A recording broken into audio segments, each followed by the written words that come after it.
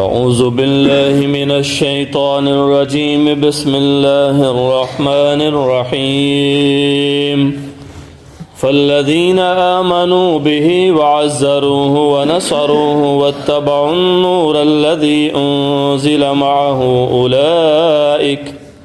اولئک هم المفلحون۔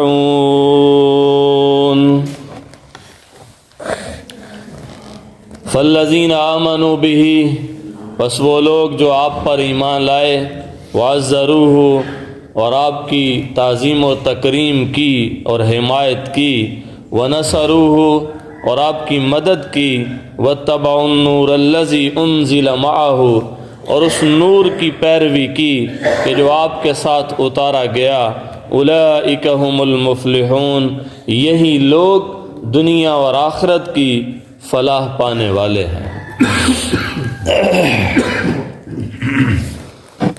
بات چل رہی ہے کامیاب لوگوں کے بارے میں کہ حضور پاک صلی اللہ علیہ وآلہ وسلم کی ذات اقدس کو ماننے والے، آپ پہ ایمان لانے والے، آپ کی تعظیم بجا لانے والے اور آپ کی مدد اور نصرت کرنے والے، اور جو کتاب آپ لے کے آئے اس کتاب پہ ایمان لانے والے، اس کی پیروی کرنے والے ہی دنیا اور آخرت میں کامیاب ہوں گے۔ تو کل یہ عرض کیا گیا تھا کہ حضور صلی اللہ علیہ وسلم پر ایمان لانا بھی جیسے ضروری ہے، ویسے ہی آپ کی عزت اور تکریم اور آپ کی تعظیم بجا لانا بھی ضروری ہے۔ جب تک کسی بھی ذات کی تعظیم اور عزت اور بڑائی ہمارے دلوں میں نہ بیٹھے، ہم اس کی پیروی نہیں کر سکتے، ہم اس کا اتباع نہیں کر سکتے۔ جب تک ہم کسی سے متاثر نہ ہوں، ہم اس کی بات ہی نہیں مانیں گے۔ تو اکثر آپ نے دیکھا ہوگا یا ہم مشاہدہ کرتے ہیں کہ ایک محاورہ ہوتا ہے کہ وہ گھر کی مرغی دال برابر، کہ ایک ایسا شخص جو باہر جس کے ماننے والے بڑے ہوں گے لیکن گھر میں ہو سکتا ہے اس کے ماننے والے نہ ہوں، اس کی بات کو قبول کرنے والے نہ ہوں، یا جہاں وہ رہتا ہے ہو سکتا ہے اس کی وہاں پہ اتنی نہ سنی جاتی ہو جتنی کسی اور دوسرے علاقے میں سنی جاتی ہو۔ تو اس کی وجہ یہ ہے کہ پاس رہنے والے بعض دفعہ اس کی شخصیت سے متاثر نہیں ہوتے جتنا کہ دور رہنے والے اس کی شخصیت سے متاثر ہوتے ہیں۔ تو جب تک کسی کی شخصیت کا اثر قبول نہ کیا جائے اس وقت تک اس کی پیروی نہیں ہو سکتی۔ تو حضور صلی اللہ علیہ وسلم کی تعظیم، آپ کا اکرام، آپ کی عظمت جب تک دل میں نہ آئے گی ہم ان سے متاثر ہی نہیں ہوں گے۔ تو جب ہم حضور سے متاثر نہیں ہوں گے پھر آپ کی پیروی کیسے کریں گے؟ پیروی نہیں ہو سکتی پھر۔ اس لیے ایمان کے ساتھ ساتھ آپ صلی اللہ علیہ وسلم کی تعظیم اور آپ صلی اللہ علیہ وسلم کی تکریم یہ بھی لازم ہے۔ اس لیے ایمان والوں کو کہا گیا نا، جیسے کل بھی بتایا تھا، ایمان والوں کو کہا گیا کہ جس طرح ایک دوسرے سے اونچی آواز میں بات کرتے ہو پیغمبر سے بات نہیں کرنی، ایمان والوں کو بولا گیا، یا ایھا الذین آمنوا کہا گیا ہے۔ کہ یہ مت سمجھ بیٹھنا کہ ہم ایمان لا چکے ہیں، ہم کلمہ شہادت پڑھ چکے ہیں، ہم نماز بھی پڑھتے ہیں، ہم زکوٰۃ بھی دیتے ہیں، ہم صدقات و خیرات بھی کرتے ہیں، ہم تسبیحات و تحلیلات و تکبیرات بھی پڑھتے رہتے ہیں۔ یہ مت سمجھنا کہ تم سب کچھ کرتے ہو تو نبی کی تعظیم اگر نہیں کرو گے تو تم بچ جاؤ گے، نہیں۔ اسے واضح طور پہ بتا دیا گیا تمہارے سارے نیک اعمال غارت چلے جائیں گے اگر تم نے نبی کی تعظیم کا خیال نہیں رکھا۔ تو اس لیے ہر چیز ایک دوسرے کے ساتھ جڑی ہوئی ہے۔ ایمان آپ کی تعظیم کے ساتھ جڑا ہے، ایمان ہے اور ساتھ آپ کی تعظیم ہے تو ایمان نفع دے گا، اور آپ کی تعظیم اور تکریم یہ ایمان کے ساتھ جڑی ہوئی ہے۔ کوئی آپ کا لاکھ ادب کر لے لیکن آپ کا اگر وہ کلمہ نہیں پڑھتا تو آپ خوش نہیں ہوں گے۔ ابو جہل نے حضور کی گستاخی کی، بڑے سخت الفاظ بولے، تو حضرت حمزہ جو آپ کے چچا تھے وہ بھی مسلمان نہیں ہوئے تھے، ان کی باندی نے سن لیا، یہ سارا قصہ دیکھا، تو حضرت حمزہ رضی اللہ تعالی عنہ شکار کے لیے نکلے ہوئے تھے، آپ شکار کے بڑے شوقین تھے، تو شکار کر کے جب شام کو واپس آئے تو واپس آتے ہی آپ کو پتا ہے عورتوں کی عادت ہوتی ہے کہ ان کے بات اتنی جلدی ہضم نہیں ہوتی، انہوں نے آتے ہی حضرت حمزہ کو کہا کہ جی آپ کو نہیں پتا آج آپ کے بھتیجے کے ساتھ تو بڑا برا سلوک کیا۔ ابو جہل نے کہا اچھا، اس نے بڑی بکواس کی ہے ان کے بارے میں اور بڑے نازیبا کلمات بولے ہیں۔ تو حضرت حمزہ کو ظاہر ہے ایک میں نے بتایا رشتوں کی بڑی ایک تڑپ ہوتی ہے، کشش ہوتی، یہ جمعے میں بتا رہا تھا۔ تو حضرت حمزہ رضی اللہ تعالیٰ عنہ چاہے مسلمان نہیں ہوئے لیکن ظاہر رشتہ ہے، تو اب کیا ہوا، تو حضرت حمزہ کے ساتھ نا حضور کے دو رشتے تھے، ایک تھا چچا بھتیجے کا اور ایک لحاظ سے یہ دونوں بھائی بھی تھے کہ جس عورت کا حضرت سویبہ ان کا نام ہے، ان کا دودھ حضور نے بھی پیا اور حضرت حمزہ نے بھی پیا تھا بچپن میں، ٹھیک ہے، تو یہ اس طرح سے بھائی بھی ہیں، رضائی بھائی بھی ہیں، ہاں جی، اور اس کے علاوہ چچا اور بھتیجا بھی نسب کے لحاظ سے۔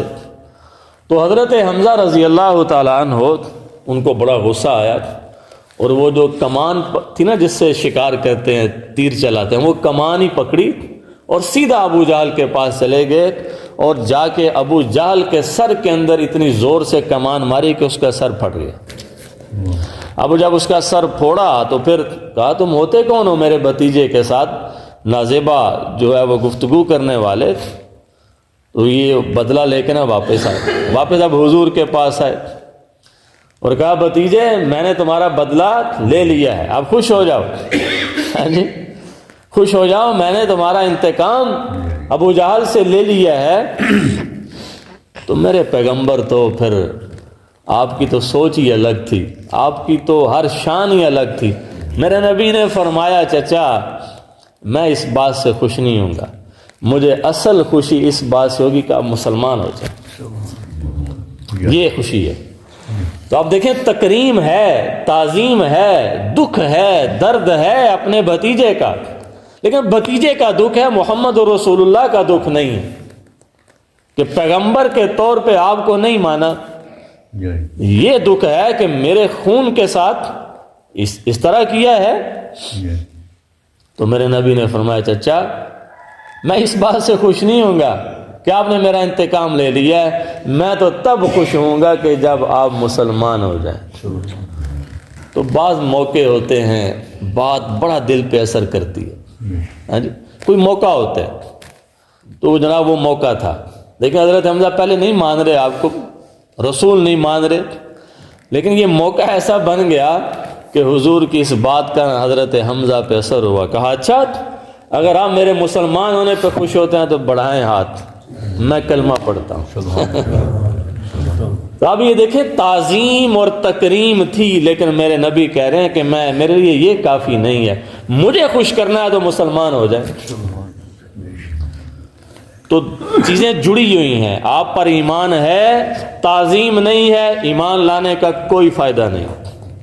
آپ کی تعظیم ہے لیکن ایمان نہیں لائے تو تعظیم کا کوئی فائدہ نہیں۔ دنیا میں بڑے ایسے غیر مسلم ہوئے ہیں جو حضور کا بڑا ادب کرتے تھے، آج بھی ہیں، حضور کے بارے میں نعتیں لکھی ہیں غیر مسلموں نے، حضور کی تعریف میں کتابیں لکھی ہیں، لیکن وہ ایمان نہیں لائے تو ان کی وہ کتابیں لکھنا، وہ نعت خوانیاں ان کا حضور کے بارے میں، وہ ان کو نفع نہیں دے گا۔ تو یہ چیزیں جڑی ہوئی ہیں، تو فرمایا جو ان پر ایمان لائیں گے وَعَزَّرُوهُ، اور آپ کی تعظیم بھی بجا لائیں گے، آپ کی عظمت ان کے دلوں کے اندر بیٹھی ہو۔ تو معجزات کو اس لیے بیان کیا جاتا ہے، کچھ لوگ ایک چیز کی اچھائی کو بیان کرنے کے لیے ایسی بات کر جاتے ہیں کہ اس کے دوسرا پہلو مس ہو جاتا ہے۔ مثلا ایک غالباً فیصل آباد کے کوئی عالم تھے، فوت ہو گئے غیر مقلدین کے، مولانا اسحاق صاحب، ایک کتاب ہے، کوئی نعیم الدین صاحب ہے یا نعیم صاحب ہے، انہوں نے کتاب لکھی محسن انسانیت، حضور کی سیرت کے اوپر۔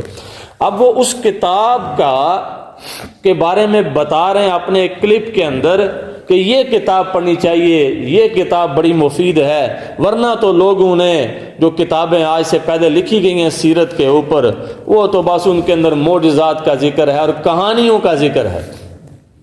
تو نبی کے واقعات کو کہانیاں کہنا، آپ دیکھیں وہ یہ اپنے لحاظ سے اس کتاب کی افادیت کو بیان کر رہے ہیں، لیکن انجانے نہ جانے انجانے کے اندر کیا کر دیا، اتنی غلط بات کر دی۔ کیا بات غلط کر دی؟ تو آج ان کے تو اندر معجزات کا ذکر ہے، تو بھائی معجزات کا ذکر کیوں نہ کریں؟ جب وہ نبی جو میرے نبی کے صدقے نبی بنے ہیں ان کے معجزات کا ذکر قرآن کرتا ہے، تو ہم اپنے نبی کے معجزات کا ذکر کیوں نہ کریں؟ تو اس لیے ایک خطیب کو، ایک عالم کو، ایک مدرس کو جب بھی بات کرنی چاہیے تو ہر پہلو کو سامنے رکھ کے بات کرنی چاہیے۔ بعض دفعہ ہم ایک چیز بیان کر رہے ہوتے ہیں مثبت، لیکن اس کا دوسرا پہلو منفی بھی نکل آتا ہے۔ تو حضور کے معجزات اس لیے بیان کیے جاتے ہیں، جیسا کہ میں اکثر آپ کے معجزات کا ذکر کرتا ہوں، وہ اس وجہ سے کرتا ہوں کہ معجزات کو جب ہم فی زمانہ پرکھتے ہیں، ان کا آپس میں کمپیریزن کرتے ہیں، موازنہ کرتے ہیں، تو یہ چیز کھل کے سامنے آ جاتی ہے کہ میرے نبی کی شان آج کی سائنسی ایجادات سے بھی بڑی ہوئی ہے۔ تو یہ ایک الگ موضوع ہے۔ بہرحال حضور صلی اللہ علیہ وسلم کی ہر وہ بات کہ جن سے آپ کی تعظیم میں اضافہ ہو، اس بات کو بیان کرنا، اس بات کو سننا بہت ضروری ہے، تاکہ آپ کی عظمت ہمارے دلوں کے اندر بیٹھ جائے۔ تو اس لیے فرمایا وہ لوگ جو ایمان لائیں آپ پر وَعَزَّرُوهُ، اور جنہوں نے آپ کی حمایت کی، آپ کی تعظیم کی، آپ کی تکریم کی۔ وَنَصَرُوهُ، تیسرا جملہ جس پہ آج بات کرنی تھی، اور وہ زیادہ بات پھر اسی پہ ہو گئی، کل والی بات پہ۔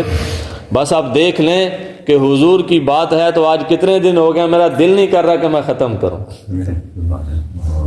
ایک ہی آیت کتنے دن لگ گئے نا، تو پھر لوگ ہمیں کہیں گے یار نبی نو نہیں مانتے، تو پھر بڑا دکھ ہوتا ہے۔ اتنا ماں بہن کی گالی پہ اللہ کی قسم دکھ نہیں ہوتا جتنا اس بات پہ دکھ ہوتا ہے۔ ہمیں کہتے ہیں کہ یہ نبی کو نہیں مانتے۔ میرا دل نہیں کر رہا کہ اس آیت سے میں آگے بڑھوں۔ یہ میں ابھی شارٹ مختصر بات کر رہا ہوں، ورنہ ہر ایک جو ہے نا حضور کی شان، اس پہ الگ سے کئی دن بات ہو سکتی ہے، بندہ زیادہ مطالعہ کر کے زیادہ باتیں نکال کے بیان کر سکتے ہیں۔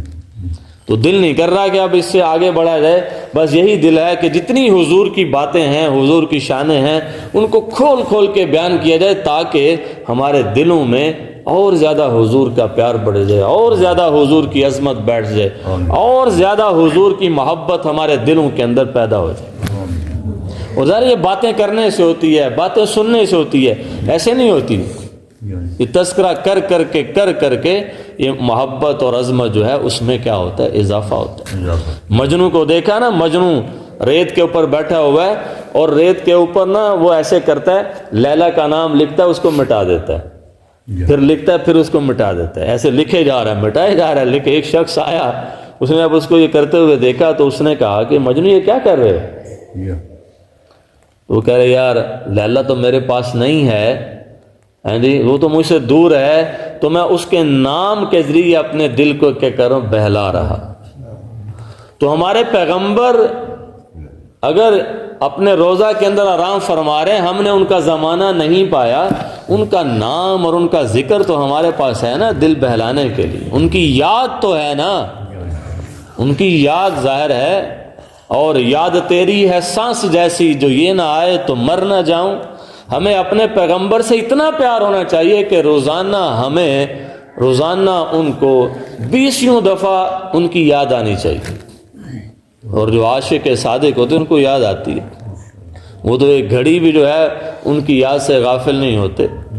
تو اس لیے اگلی بات وہ کیا ہے، وَنَصَرُوهُ، کہ وہ کیا کریں، ان کی مدد کریں۔ جی یہ تیسری بات آ گئی کہ کامیاب کون ہوگا، جو حضور پہ ایمان لائے، آپ کی عزت و تکریم بجا لائے، آپ کی حمایت کرے۔